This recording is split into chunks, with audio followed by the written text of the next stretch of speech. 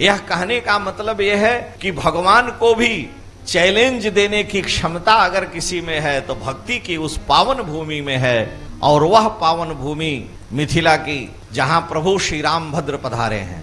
आवाहन नहीं किया गया, न राम जी को लाने के लिए कोई निमंत्रण दिया गया, लेकिन ज्यों ही राम जी ने यह सुना कि महाराज जनक के यहां यज्ञ है।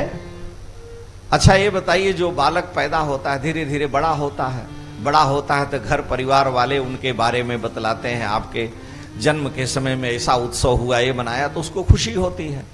तो राम जी के अवतार काल में जब उनका प्रादुर्भाव हुआ, उनके लिए यज्ञ किया गया, तो मिथिला के राजा बड़ी कुशलता के साथ वहां बुलाए गए। जगत गुरु जी हमको टोक दिए थे, लेकिन जो वास्तविकता क्या थी कि महाराज दशरथ ने कहा कि जितने भी पृथ्वी के राजा हैं, पुत्रेष्टि यज्ञ में सबका आह्वान किया जाना चाहिए। वशिष्ठ जी का आदेश हुआ और दशरथ जी ने सुमंत से कहा, चूंकि यज्ञ की दीक्षा दशरथ जी लिए हैं।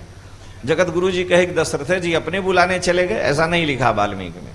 दशरथ जी ने कहा कि यज्ञ की दीक्षा लेने के कारण मैं तो नहीं जा सकता, लेकिन हे सुमंत तुम मेरे प्रतिनिधि बन करके, और जगह तो सेवकों को भोजो निमंत्रण, लेकिन मिथिला और केकय देश में तुम स्वयं जाओगे मेरे प्रतिनिधि बन करके, क्योंकि महाराज जनक मेरे अनन्य मित्र हैं और मेरा बड़ा सम्मान करते हैं। तो राम जी के अवतार से पहले ही महाराज जनक का श्री अयोध्या नरेश चक्रवर्ती दशरथ जी महाराज से अनन्य प्रेम अनुराग था।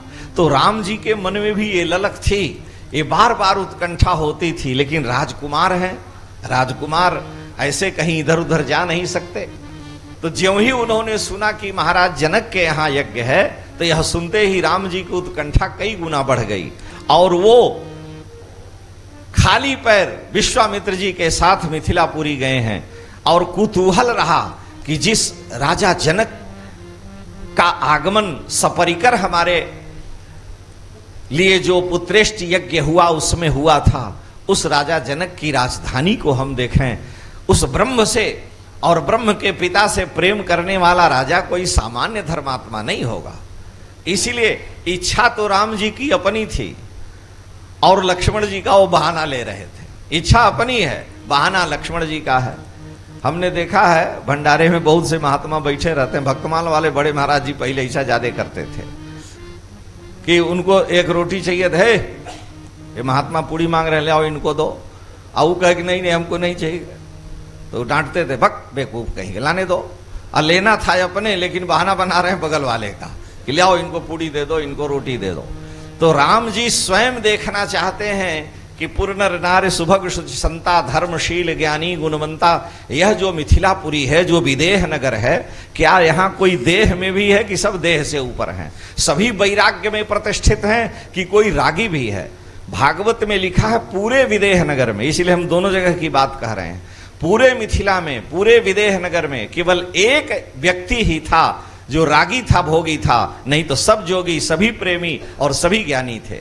और वो जो एक व्यक्ति है उसका नाम पिंगला वेश्या है, भागवत में आया। वो भी भगवान दत्तात्रेय को स्पर्श करके जब वायु उसकी ओर गई है, तो पिंगला वेश्या भी सुखम सुस्वाप पिंगला, और उसने भी पुरुष की कामना छोड़ करके और तुरंत वैराग्य ले लिया। भगवान दत्तात्रेय की ऐसी कृपा करुणा हुई, क्योंकि यदु के यहां भी और निमि के वंश परंपरा में भी भगवान दत्तात्रेय बड़े विरक्त महापुरुष रहे हैं। तो संपूर्ण मिथिला की पावन भूमि में कहीं कोई धर्म भ्रष्ट, कहीं कोई आचार विचार से रहित नहीं था। सभी पूर्ण नर नारी शुभग शुचि संता धर्मशील ज्ञानी गुणवंता। और उस नगर के राजा के यहाँ सुखदेव जी वैराग्य का पाठ पढ़ने और डिग्री लेने आते हैं, तो इस नगर को देखना चाहिए। जब राम जी अपनी इच्छा है लेकिन अपने सीधे कैसे कहे, तो लक्ष्मण जी का बहाना लिए, जान रहे कि लक्ष्मण जी जो हम कहेंगे उसके विपरीत इधर उधर जाएंगे नहीं। विश्वामित्र जी भी सामान्य ऋषि नहीं है, ब्रह्मर्षि हैं। राम जी ने कहा कि नाथ लखनपुर देखन चहई, प्रभु सकोच डर प्रकट न कहीं, जो तुम्हारी आयसु में पाऊं तो नगर दिखाई तुरंत ले आऊं। विश्वामित्र जी ने कहा कि बड़ी अच्छी बात है, हे रघुनंदन, हे श्री राम, आप कह रहे हैं कि मैं लक्ष्मण जी को मिथिलापुरी दिखा के ले आऊंगा जल्दी से, तो आप मिथिलापुरी कभी आए हैं? कहा कभी नहीं आए हैं। कभी देखे हैं? कहा नहीं। कहे तब गाइड का काम क्या करिएगा, जब अपने कभी देखबे नहीं किए हो मिथिलापुरी कैसी है क्या है, तो अपने देखे नहीं और कह रहे हो हम जाएंगे दिखा के लेके आ जाएंगे। अरे गाइड को तो पहले पता होना चाहिए कि यहाँ कहाँ कौन क्या है जगह है। किसी गली में घुस गए, कहीं दूसरी और भटकने लगे, और आप अवधी भाषा बोलते हैं, मिथिला ठेठ मैथिल बोलेगा तो आप समझो नहीं पाओगे। जैसे हम लोग यहाँ कहीं भटक जाए, पूछे तो कोई मिलबे नहीं करता है, खोजते हैं कि कोनो हिंदी वाला हो। लेकिन विश्वामित्र जी ने पोल पट्टी खोली रघुनाथ जी को, उन्होंने कहा जाई देखिया वहु नगर, सुख निधान दो भाई। आप देखना नहीं चाहते हैं? जाई देखिया वहु नगर, सुख निधान दो भाई, करहु सुफल सबके नयन, सुंदर बदन दिखाई। हे प्रभु, इन मिथिला वासियों के धर्मशील ज्ञानी गुणवंत वैराग्यवान जो हैं, उनके नेत्र को आप सफल करें। क्या भक्ति की पराकाष्ठा है कि जहां भगवती भक्ति और धर्मशील ज्ञानी गुणवान लोग हैं, ब्रह्म उनके दर्शन के लिए मचल रहा है, और वो चाहता हम देख के आए, हमको उनका दर्शन करना पड़े, कहीं जाने की जरूरत नहीं है। ठाकुर जी अपने आप वहां आएंगे। अगर हमारे में भक्ति है, हमारे में धर्म है, अगर हम में साधु स्वभाव है, तो परमात्मा दूर नहीं जा सकता। इसीलिए तो सूरदास जी ने कहा कि हाथ छुड़ाए जात हो निबल जान के मोह। हमको कमजोर समझ करके आप हाथ झटक के चल रहे हो, हाथ छुड़ाए जात हो निबल जान के मोह, लेकिन हृदय से जब जाओगे तो सबल बखानो तो ही। हाथ से तो आप चले गए, हृदय से निकलो। हस्त मुच्छिप्य यातोसी बलात् कृष्ण किम अद्भुतम, हृदयाद यदि निर्यासी तो पौरुषम गणयाम। तो आप हम तब आपको मर्द मानेंगे जब हृदय से निकल जाओ। और ठाकुर जी में सामर्थ्य नहीं है, क्योंकि झीनी झीनी प्रेम की डोरी हमसे तोड़ी न छोड़ी जाए। मैं निज भक्तन हाथ बिकाऊं, भक्त कहे सोई करूं निरंतर, बेचे तो बिक जाऊं। मैं निज भक्तन हाथ बिकाऊं, भक्त कहे सोई करूं निरंतर, बेचे तो बिक जाऊं। बासन माजूं, सहजोबाई के बासन माजूं, जूठन खाऊं, छप्पर छान छवाऊं। नामदेव जी का झोपड़ी जला दिया। छप्पर छान छवाऊं, मैं निज भक्तन हाथ बिकाऊं। अहम भक्त पराधीनो ह्य स्वतंत्र द्विज, साधुभिर ग्रस्त हृदयो भक्तैर भक्त जन प्रिय।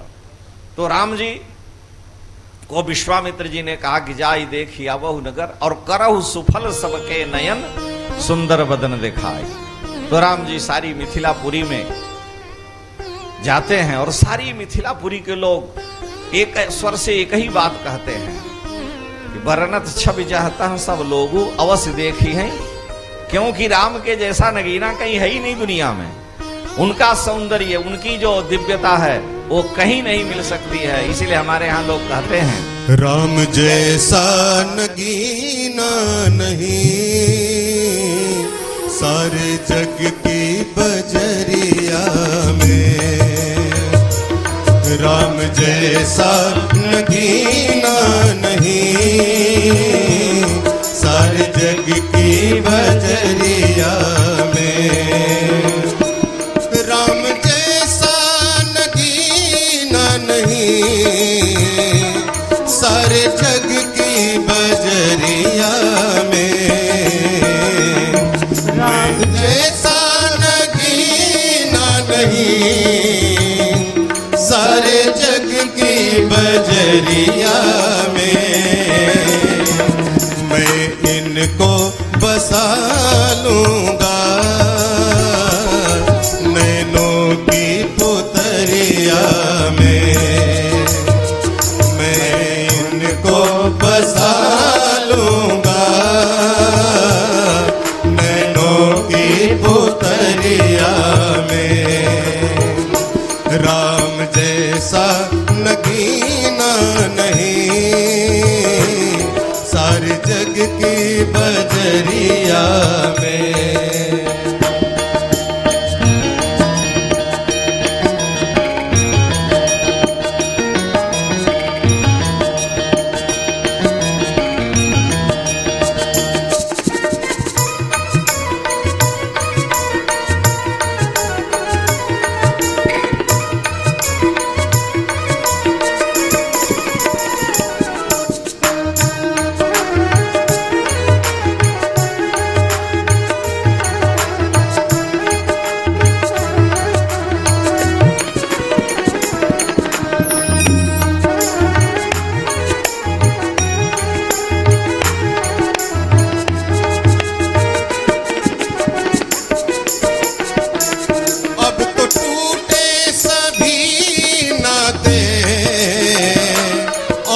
छूटे सभी बंधन, अब तो टूटे सभी नाते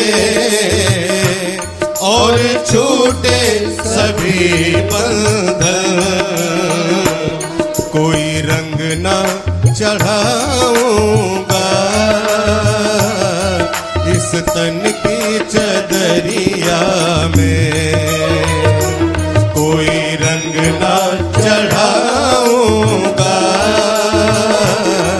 इस तन की चदरिया में। राम जैसा नगीना नहीं सारे जग की बजरिया में।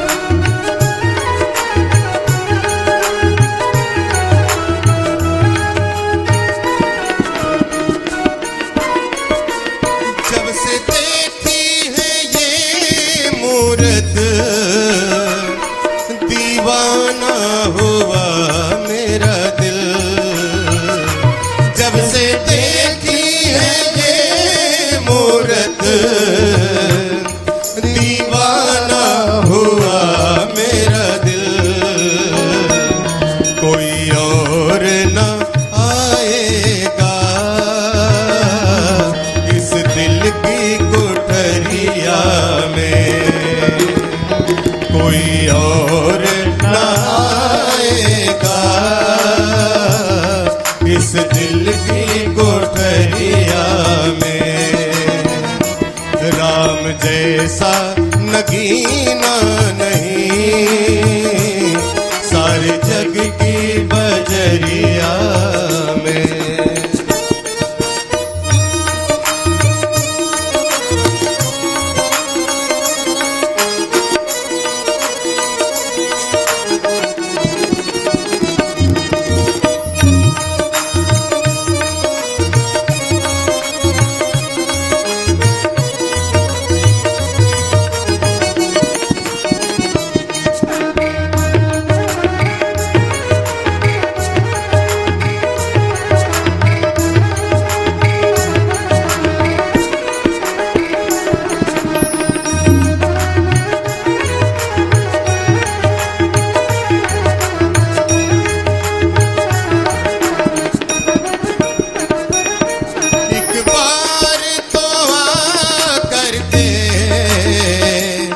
इस सर को झुका लो तुम,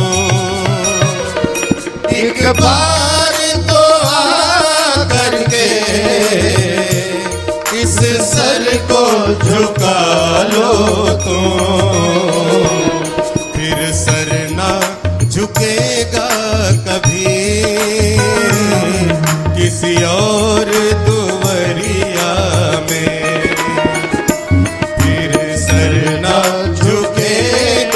कभी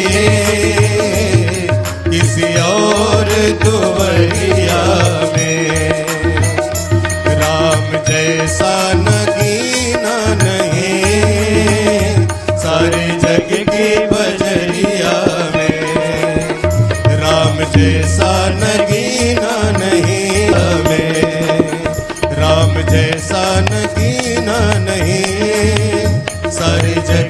बजरिया में, सारे जग की बजरिया में, सारे जग की बजरिया में। अनंत कोटि कंदर्प दर्प दलनीय सौंदर्यामृत सिंधु ठाकुर जी हैं। सिर में जटाएं हैं, कोई आभूषण नहीं, बलकल वस्त्र धारण किए हैं, वन में जा रहे हैं, नंगे पैर हैं।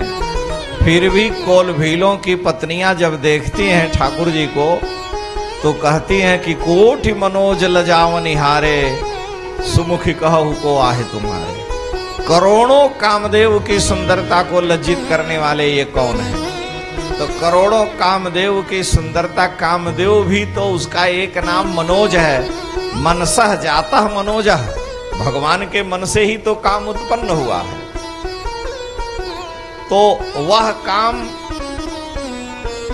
भगवान के सौंदर्य के आगे कुछ नहीं है।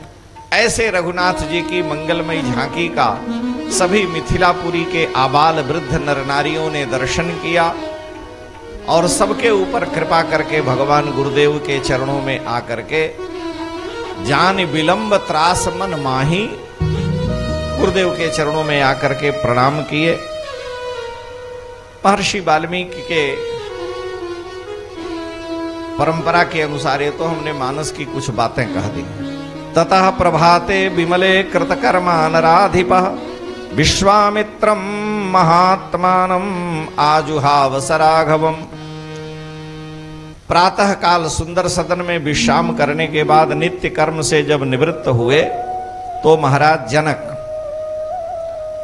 जनक ने श्री विश्वामित्र जी के पास संदेश भेजा कि हे मुनिवर, आप दोनों रघुवंशियों को लेकर के हमारे यहां रंग भूमि में आज पधारें, इसलिए कि आज हमारे यहां स्वयंवर का दिन है और इस मेरे पूर्वज देवरात की परंपरा से पूजित जो भगवान शंकर का धनुष है, मैंने प्रतिज्ञा कर रखी है और वह धनुष जो भी वीर पुरुष उठाएगा उस पर डोरी चढ़ाएगा, विश्व विजय के रूप में भगवती मेरी जानकी उसका वर्ण करेंगी। इसलिए तमर्चयित्वा धर्मात्मा शास्त्र दृष्टेन कर्मणा राघवौ च महात्मानौ तदा वाक्यमुवाचः। विधि पूर्वक महाराज जनक ने विश्वामित्र जी का पूजन किया। विश्वामित्र जी जब पहुंचे तो महाराज जनक ने कहा कि हे राजन, आपने कैसे आह्वान किया है? तो उन्होंने कहा कि हे प्रभु, हे विश्वामित्र जी महाराज,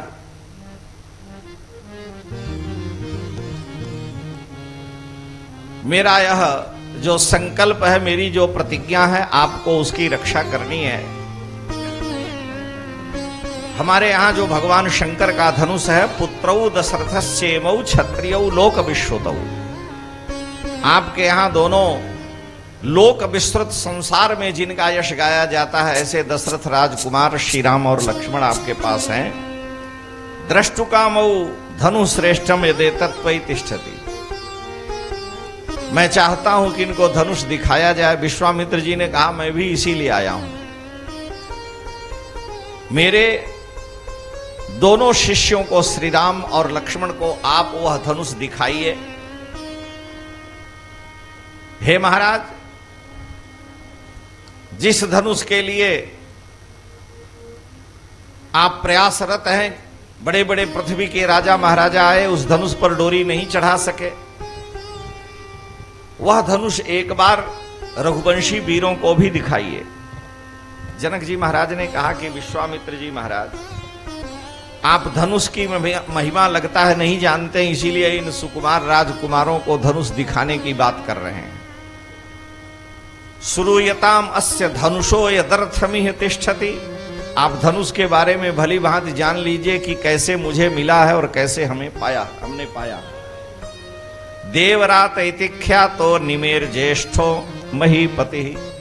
इक्ष्वाकु के वंश में निमि है और निमि के ही वंश परंपरा में देवरात हुए। देवरात के यहां भगवान शंकर का हमारे पूर्वज जो थे, यह धनुष धरोहर के रूप में, न्यास के रूप में रखा है। न्यासोयम तस्य भगवन हस्ते दत्तो महात्मना। उनको धनुष दे करके परशुराम जी विश्राम ले लिए। भगवान शंकर ने भी परंपरा से दिया। दक्ष प्रजापति का जब यज्ञ हुआ और उस यज्ञ का विनाश हुआ तो भगवान शंकर ने भारी संख्या में वहां संहार किया और कराया दक्ष प्रजापति के यहां। दक्ष यज्ञ बधे पूर्वम धनुरायम्य वीर्यवान विध्वंस त्रिदशान रोषात सलीलम विदम अब्रवी। यज्ञ का तो नाश कर दिए, यजमान का सिर काट के कुंड में डाल दिया गया। उसके बाद भी भगवान शंकर के ही स्वरूप वीरभद्र हैं। उनको शांति नहीं हुई तो जितने देवता थे सबका विनाश करने लगे, अंग भंग करने लगे। देवता कहे हम अमृत पिए हैं, मरेंगे ही नहीं। भगवान ने कहा कि हम महाकाल हैं, महाकाल अमृत और अमृत पीने वाले दोनों का नाश कर देगा। रामावतार के दो बानर द्विविद और मैंद, द्विविद मैंद दो बानर थे। द्वापर में भी थे, ये भगवान कृष्ण के समय में भी। रामावतार के बाद 24वें त्रेता में रामावतार हुआ। राम जी का अवतार 24वें त्रेता में हुआ और 28वें द्वापर में भगवान का कृष्णावतार हुआ। 1,46,00,000 वर्ष के बाद कृष्णावतार हुआ, यानी 43,20,000 गुणे 4 और सब जोड़ घटाना करके लगभग 1,84,85,00,000 वर्ष होता है। और उसके बाद द्वापर आया है और द्वापर में भगवान का कृष्णावतार हुआ और तब तक ये जीवित थे। द्विविद में अंत बलराम जी गए क्रीड़ा करने के लिए तो वहां पर कुमुदमान पर्वत पर ये दोनों बानर बैठ के उपद्रव करने लगे। बलराम जी समझाए भाई उनकी स्त्रियां हैं, लेकिन ये माने नहीं। बलराम जी हल उठाए, गर्दन पकड़ के नीचे खींचे, वो दांत दिखाने लगे तो मार दिए हल से, वहीं मर गए। कहे हम अमृत पिए हैं। बलराम जी ने कहा जब हम चाहेंगे तो अमृत पी के भी मर जाओगे। साक्षात नारायण शेष हैं, खत्म कर दिया उनको, मार दिया। तो अमृत पी लेने पर भी कोई ये सोचे कि हम अमर हो गए, नहीं मरेंगे। तो ना भी कुंड पीयूष वश जाके, राम जी ने, अरे भाई जब नाभि में अमृत बसा है तो कैसे सूखा जा सकता है उसको। लेकिन भगवान ने अमृत को सुखा दिया, रावण को भी मार दिया। राम कीन चाहई सोई होई, करे अन्यथा अस नहीं कोई। भगवान का संकल्प कभी वितथ नहीं होता, व्यर्थ नहीं होता। जीव के संकल्प व्यर्थ हो सकते हैं। इसलिए हे महाराज, दक्ष के यज्ञ में जिस धनुष से भगवान शंकर ने महान संहार किया, विश्वामित्र जी ने कहा कि दक्ष को मार दिए ठीक है, यज्ञ के देवताओं को क्यों मारने लगे। शंकर जी इसलिए नाराज रहे कि जब हमको नहीं बुलाया गया तुम काहे खाने आए। जब दक्ष ने यज्ञ किया और तुम लोग हमको जानते हो, तो जब हमें नहीं बुलाएगा तो तुम देवता लोभ बस यहां यज्ञ में कैसे आ गए।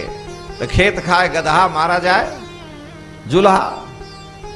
वो एक गाय है, कोई गायक, हे राम कैसन अजब हो जाला, हे राम कैसन अजब होत जाला, खेत खाए गधा और जुल्हा पिटाला। वो तो कहने का मतलब कि बेचारे देवताओं को बुलाया, वो आ गए, भगवान शंकर को नहीं बुलाया। तो यस्मात् भागार्थिनो भागम ना कल्पयत में सुरा, बरांगानी महारहाणी धनुषा शातयामिव। अब तुमको बिना मारे मैं नहीं छोड़ूंगा। इसलिए सारे देवताओं के ऊपर जब शस्त्र उठा लिए तो सारे देवता चरणों में साष्टांग प्रणिपात हो गए। महाकाल के आगे किसकी दाल गलेगी। प्रणिपात हो गए और प्रार्थना किया सबने कि हे भगवान, अब आप अपना क्रोध शांत करें और इस धनुष को छोड़ दें। तो भगवान शंकर ने फिर उस धनुष को जनक जी महाराज ये बात कह रहे हैं विश्वामित्र जी से, न्यास भूतम तदा न्यस्तम अस्माकम पूर्वजे विभव। भगवान शंकर ने हमारे पूर्वज महाराज देवरात के यहां वह धनुष सुरक्षित कर दिया। दूसरी बात और भी कथा अन्य पुराणों में भी आई है कि भगवान शंकर और कृष्ण का जब युद्ध हुआ तो भगवान शंकर इस धनुष को धारण करने के बाद भी भगवान कृष्ण से विमुख हो गए।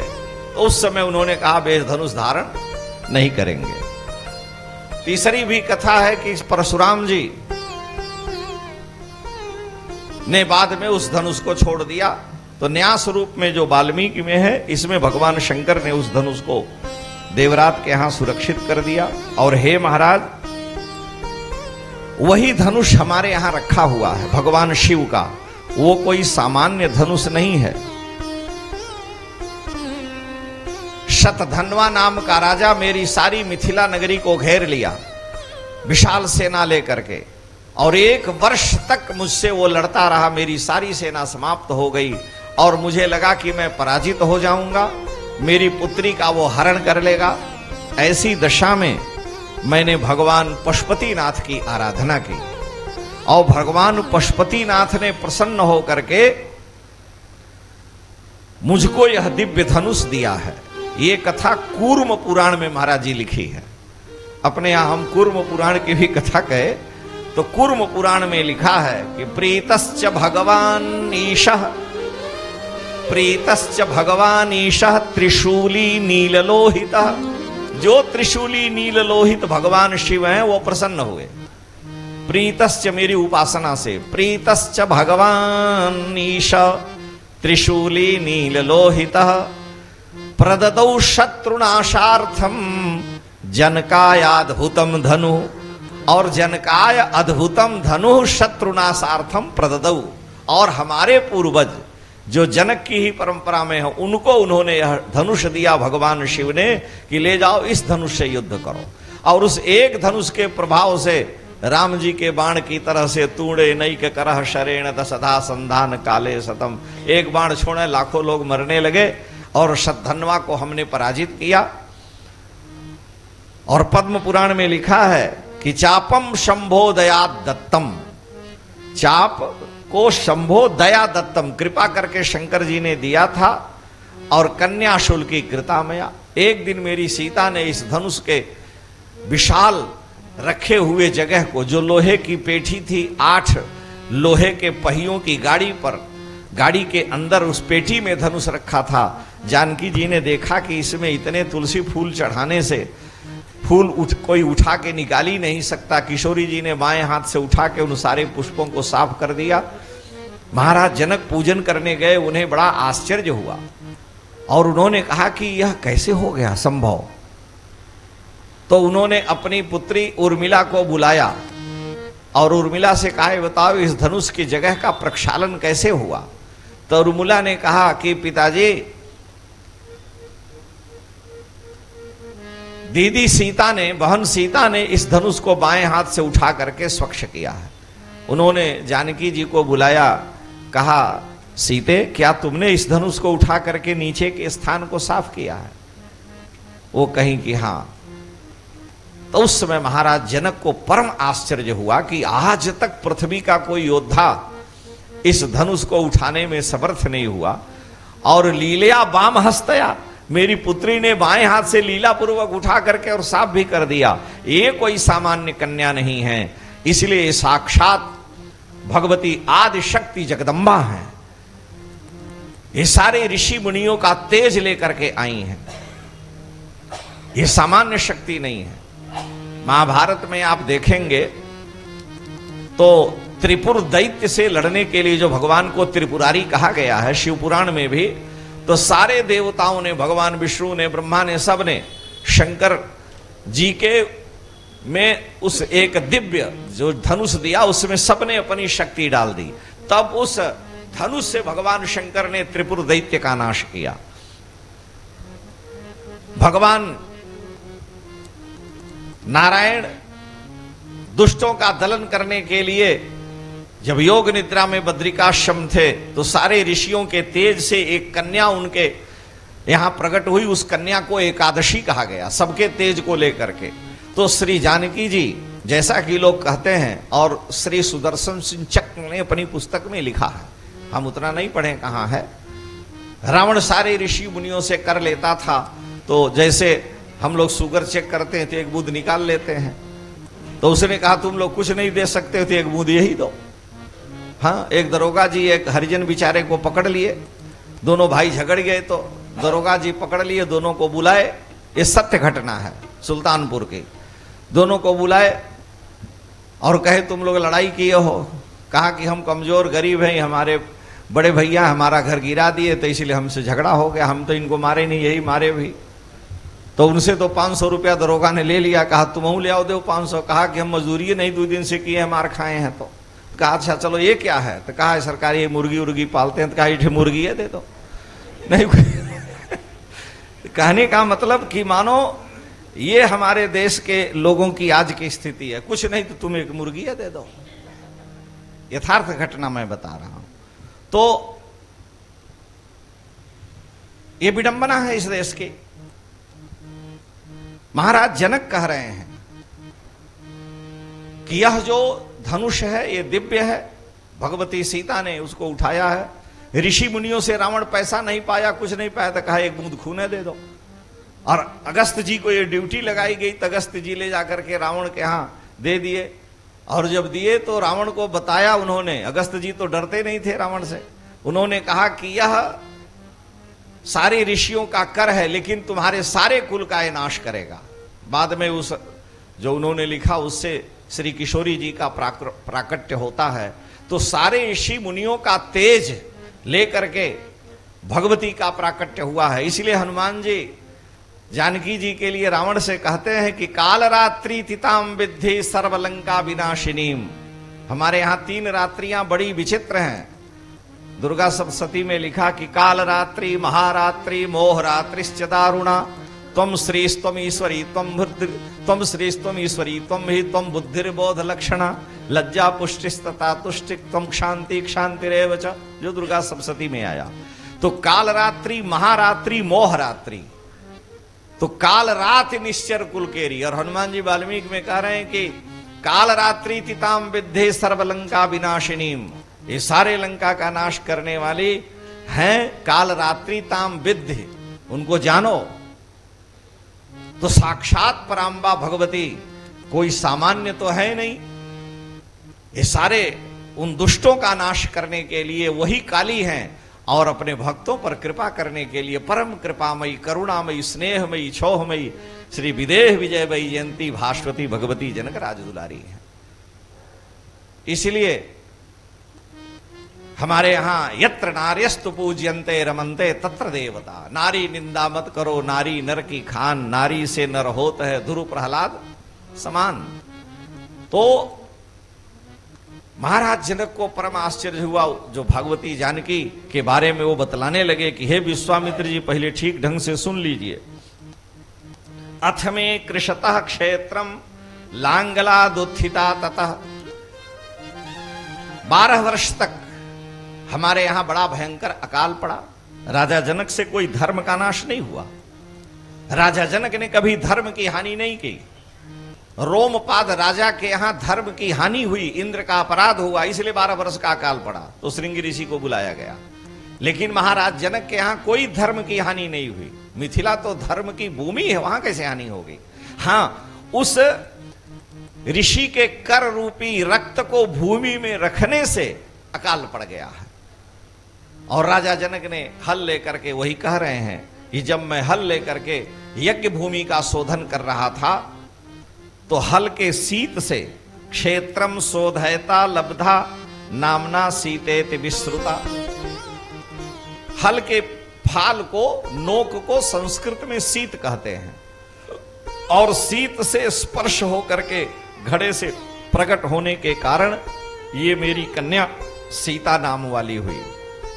पद्म पुराण में लिखा है कि अथ लोकेश्वरी लक्ष्मी जनकस्य पुरे स्वतः। समस्त लोकों के ऐश्वर्यों की अधिष्ठात्री देवी भगवती महालक्ष्मी जनकस्य पुरे स्थितः, जनक महाराज के नगर में स्वतः अपने आप शुभ क्षेत्रे हलोत खाते, शुभ काल में हल के नोक से तारे चोत्तर फाल्गुने, उत्तरा फाल्गुनी नामक नक्षत्र में वैशाख महीने के शुक्ल पक्ष की नवमी को तारे चोत्तर फाल्गुने, उत्तरा फाल्गुनी नक्षत्र में अयोनिजा पद्मकरा बालार्क शत सन्निभा, प्रातःकालीन सैकड़ों सूर्य के समान तेज से संपन्न कमल हाथ में लिए हुए भगवती का प्राकट्य हुआ है। सीता मुखे समुत्पन्ना बाल भावेन सुंदरी, सीत के स्पर्श से हुई इसलिए इनका मैंने नाम सीता रखा।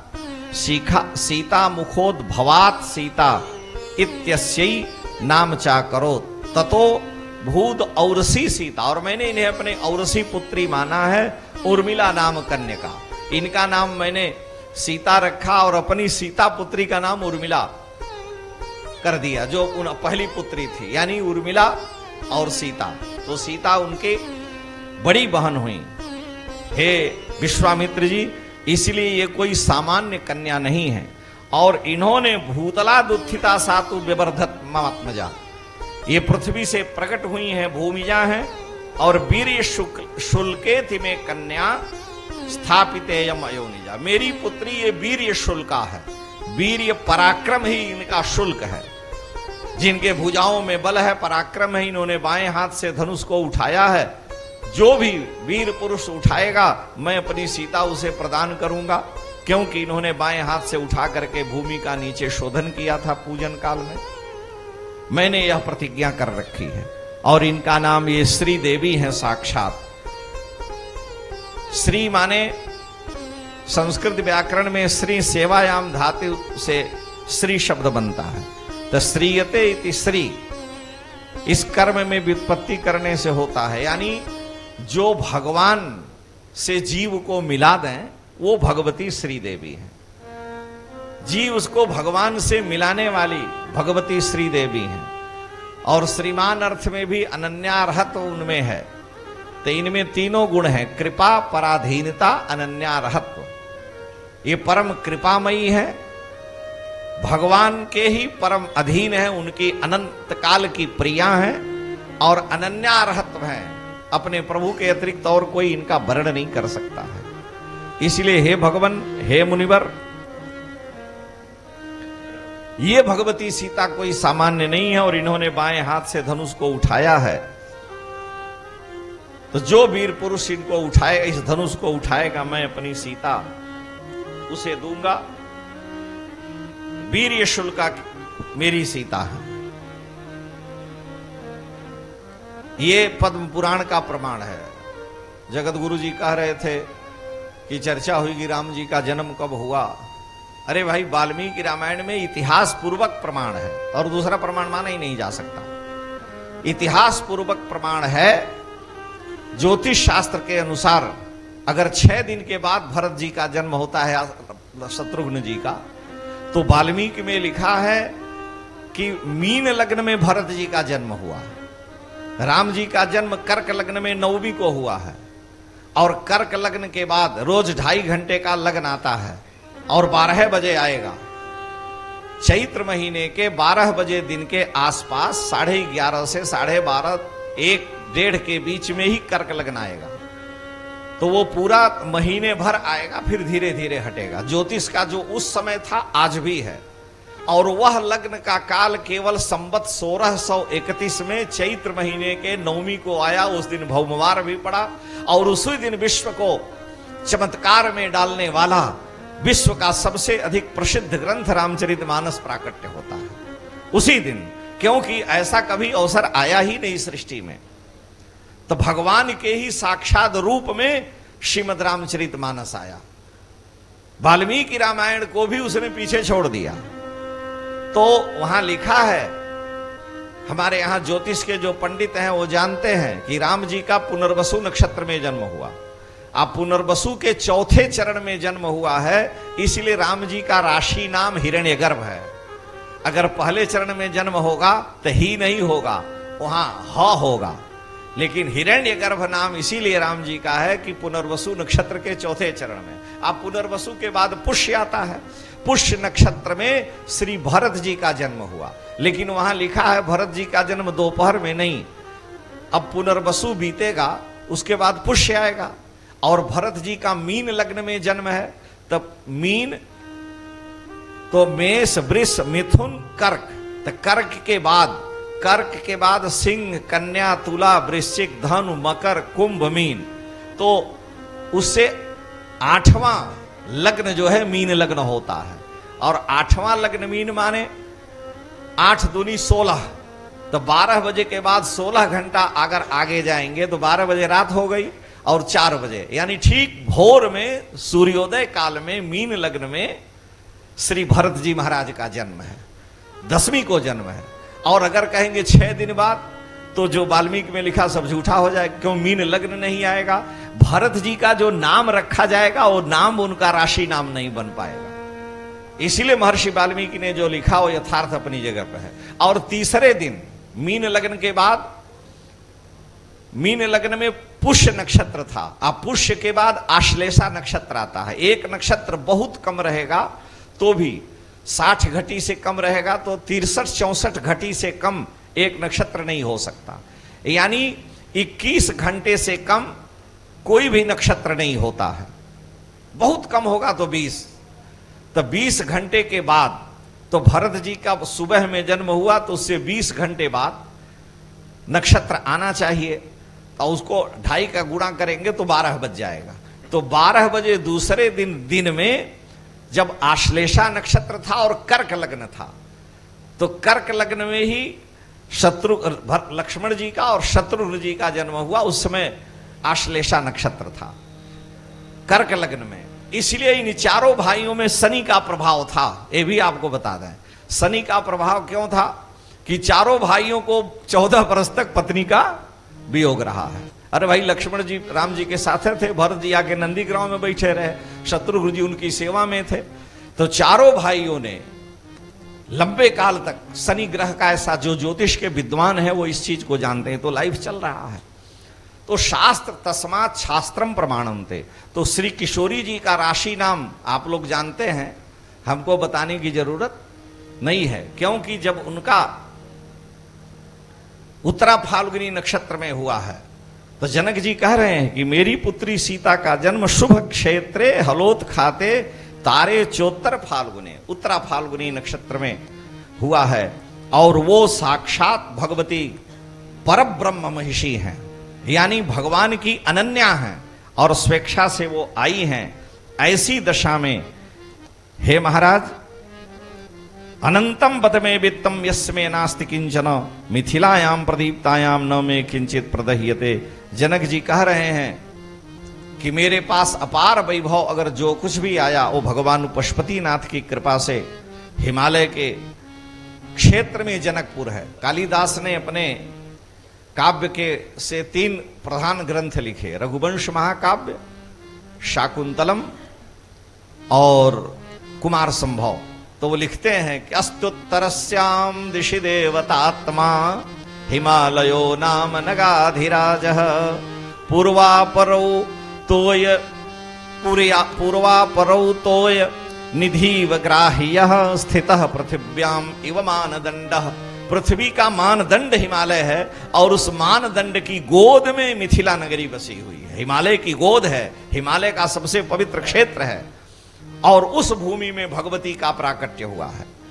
तो इसलिए जनक जी महाराज कह रहे हैं कि यदि ऐसे धनुष को आपके दोनों राजकुमार देखना चाहते हैं तो मैं आपकी आज्ञा का पालन करने को तैयार हूं, लेकिन प्रभाव आप सबको हम सुना दिए। जनक जी सोचे इनके प्रति हमारे हृदय में वात्सल्य है, बड़े सुकोमल हैं, तो पहले ही प्रताप प्रभाव बता दें, और नहीं बताएंगे कहीं छुए तो कहेगा आपने क्यों नहीं पहले बताया कि बहुत भारी है क्या नहीं। जनक जी राम जी के ऐश्वर्य को नहीं समझ रहे हैं, माधुर्य है वहां, माधुर्य की प्रधानता है। तो जगत गुरु जी बोल रहे थे कि मूर्ति मधुर मनोहर देखी, तो माधुर्य विशिष्ट मूर्ति है। एक मूर्ति देखिए वहां बनी हुई है शंकर जी की, और एक मूर्ति यहां बनी है, दोनों में देखिए माधुर्य किसमें है। देखने से ही लग गई कि एक माधुर्य विशिष्ट है, उसमें दिव्यता, सुंदरता, अलौकिकता है। जैसे महाराज जी कहे कनक बिहारी जी का, एक मूर्ति ऊबड़ खाबड़ है।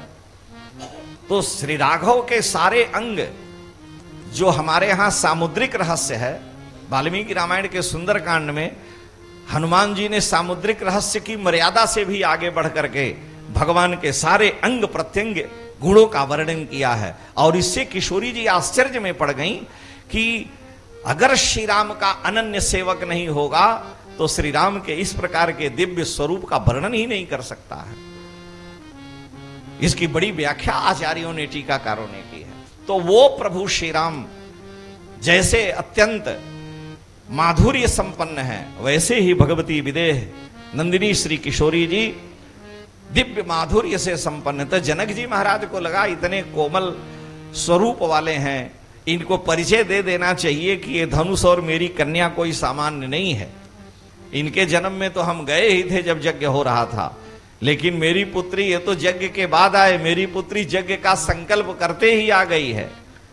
इसलिए, लेकिन विश्वामित्र जी भी सामान्य नहीं हैं, विश्व के मित्र हैं। भगवान का एक नाम विश्व भी है। विष्णु सहस्त्र नाम में भगवान का पहला नाम विश्व ही है। विश्वम विष्णुर्वषटकारो।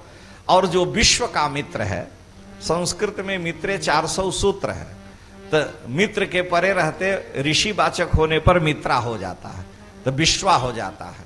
तो विश्वामित्र विश्व के मित्र हैं। तो विश्वामित्र जी ने कहा कि राजन आप चिंता मत करें, आप चिंता न करें, ये उस धनुष को देखना चाहते हैं। धनुरानी यताम दिव्यम गंधमाल्यानुलेवितम। जैसे आपने पूजा की है जिस रूप में, वैसे ही लेके आइए।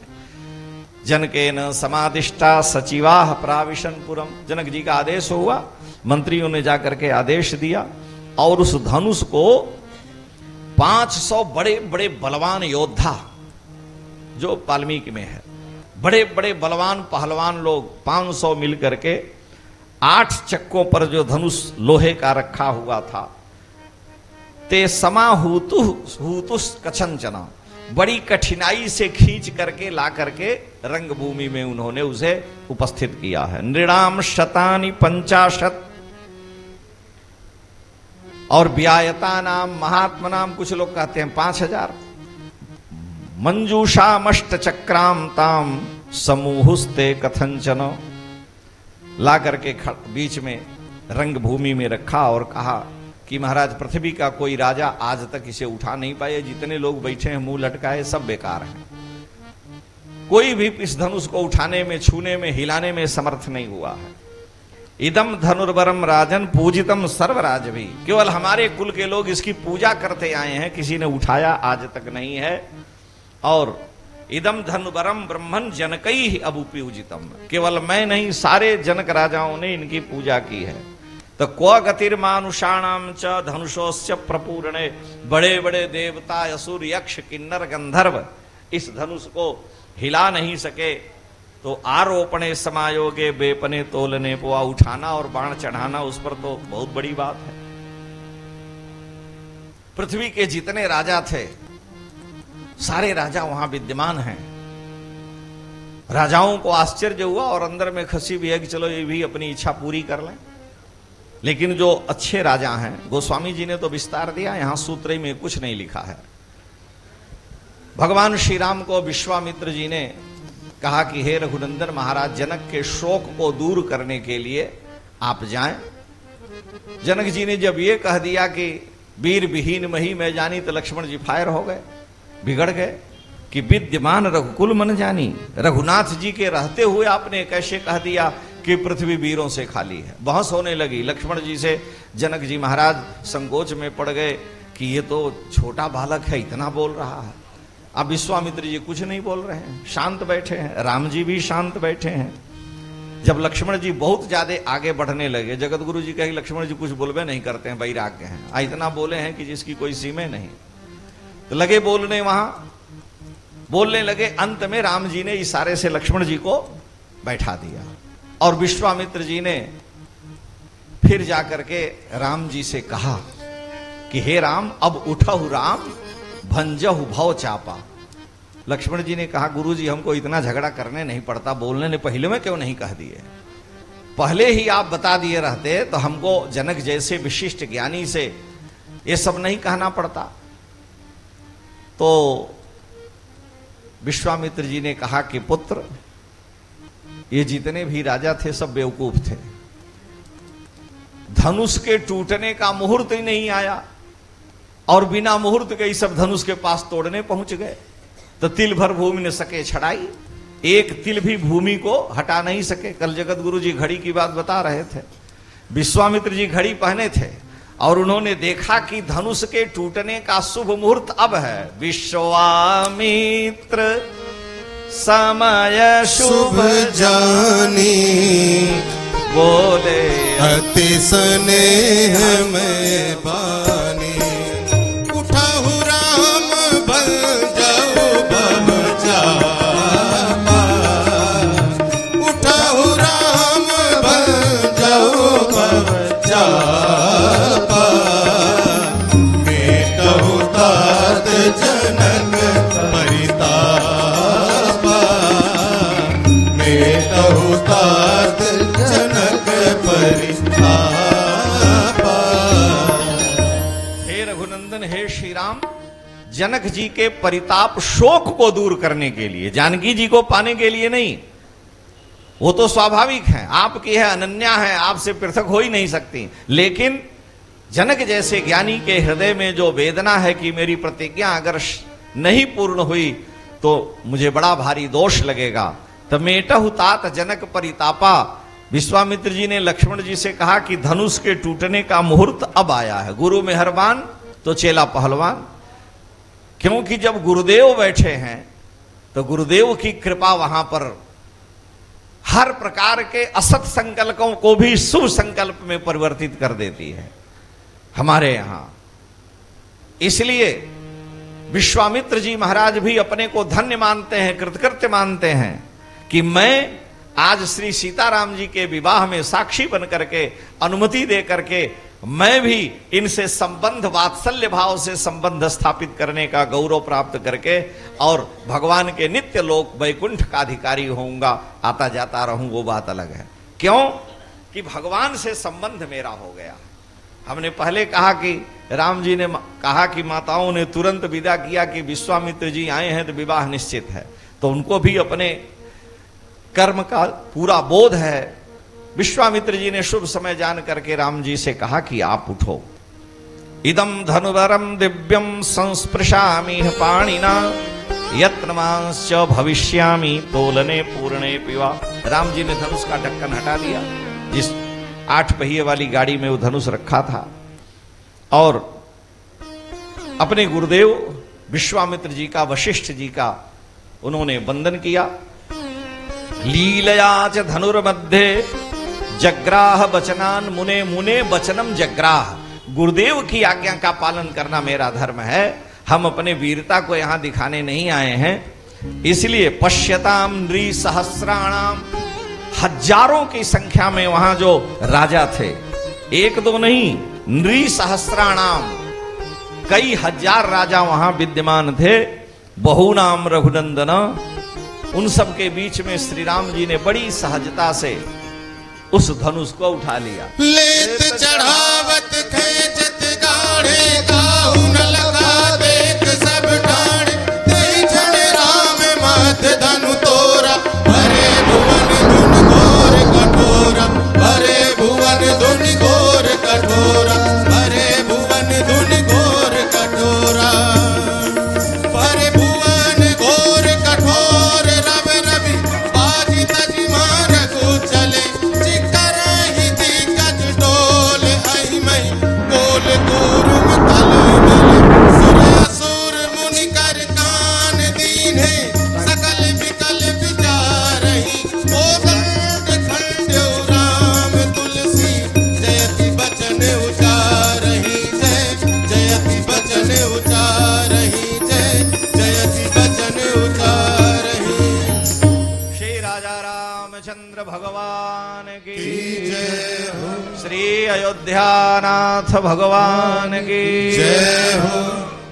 भगवान ने बड़ी सहजता से आरोपयत् स धर्मात्मा सलीलमिव तद्धनुः तदबभंज धनुर्मध्ये नरश्रेष्ठो महायशाः भूमिकंपश्च सुमहान पर्वतेव चदीर्यत। बड़े बड़े पर्वतों के शिखर टूट करके गिरने लगे, भगवती पृथ्वी कांप उठी और जितने लोग वहां बैठे थे, महाराज जनक और विश्वामित्र को छोड़ करके लक्ष्मण जी को, सारे लोग अपनी जगह से उलट पलट के गिर गए और सारे लोग मूर्छित हो गए, बेहोश हो गए। निपेतुश्च नरा सर्वे, सारे लोग तेन शब्देन मोहिता, धनुष के टूटने के शब्द से मोहित हो करके वर्जयित्वा मुनिवरम राजानौ तौच राघव, दोनों भाइयों को और विश्वामित्र जी जनक जी को छोड़ करके सारे लोग गिर पड़े औंधे मुंह और उलट पलट गए। बड़ी दुर्दशा हुई लोगों की।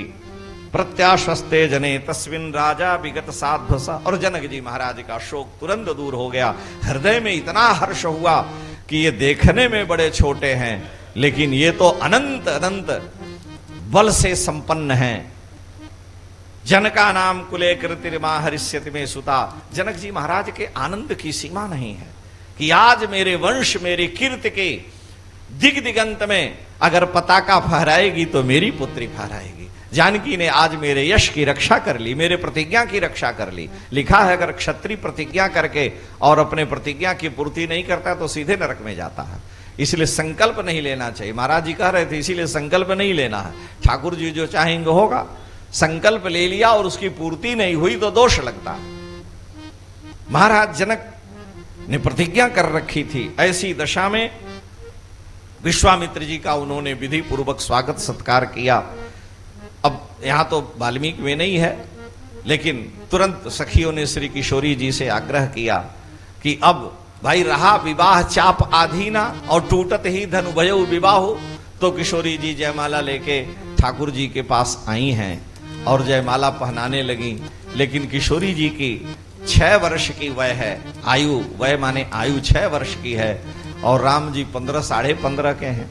तो आप कल्पना करें कि 6 वर्ष का जो प्राणी है वो कितना बड़ा होगा और 15 वर्ष का। तो जयमाला पहना रही और राम जी झुकना नहीं चाहते।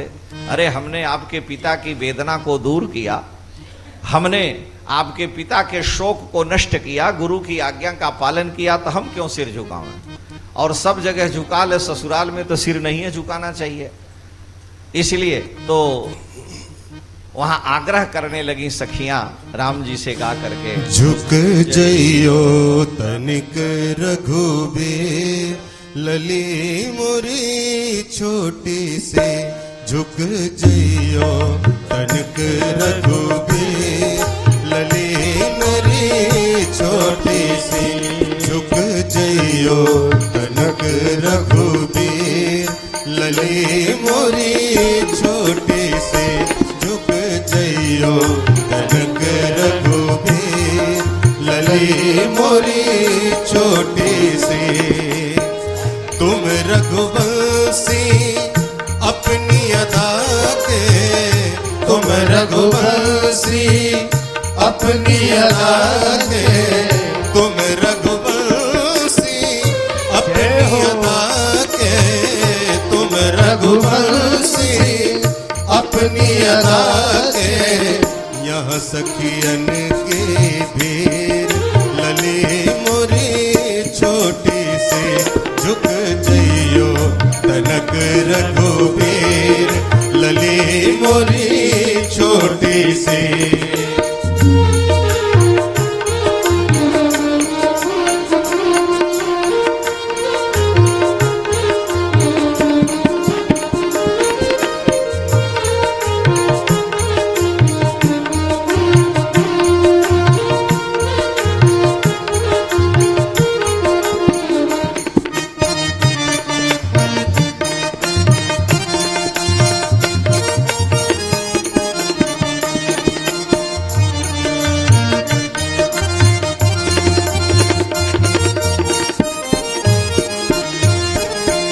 चंद्र बदन सुकुमारी सिया जो, चंद्र बदन सुकुमारी सिया जो। चंद्र बदन सुकुमारी सिया जो, चंद्र बदन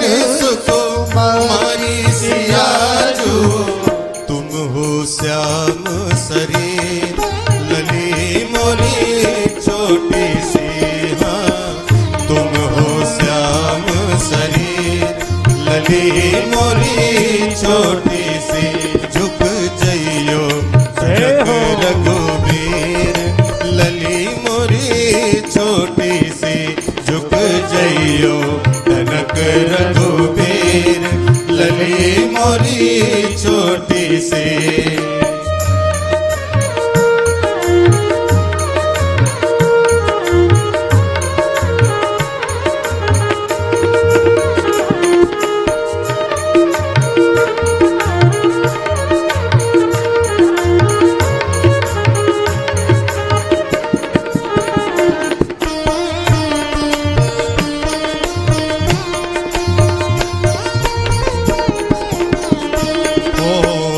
बिन माला नहीं मिले जान की, बिन माला नहीं मिले जान की, बिन माला नहीं मिले जान की, बिन माला नहीं मिले जान की, यह हमरी जागीर लली मोरी छोटी सी, हाँ यह हमरी जागीर लली मोरी छोटी सी, झुक जइयो जनक रघुबीर लली मोरी छोटी सी।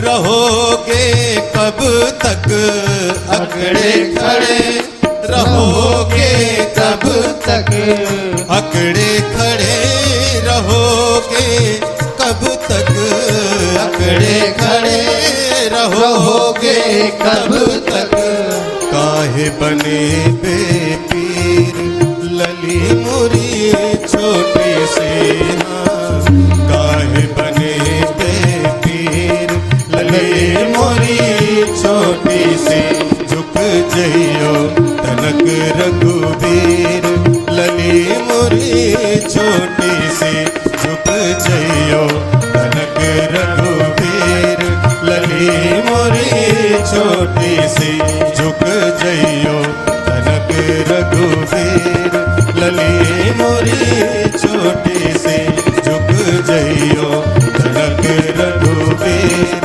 लली मोरी छोटी सी। सखियों के इस मंगलमय गीत को श्रवण करके देखा कि जैसा कि आप लोग जानते ही हैं इस विषय में, लक्ष्मण जी ने भगवान को प्रणाम किया। ज्यों ही राम जी उठाने लगे उनके गले में श्री किशोरी जी ने जयमाला डाला। कहीं यह भी लिखा है कि किशोरी जी ने गुरुदेव की आज्ञा से पहले राम जी के चरणों का स्पर्श किया और फिर उनके गले में जयमाला डाला। श्रीमद् रामायणम की परंपरा से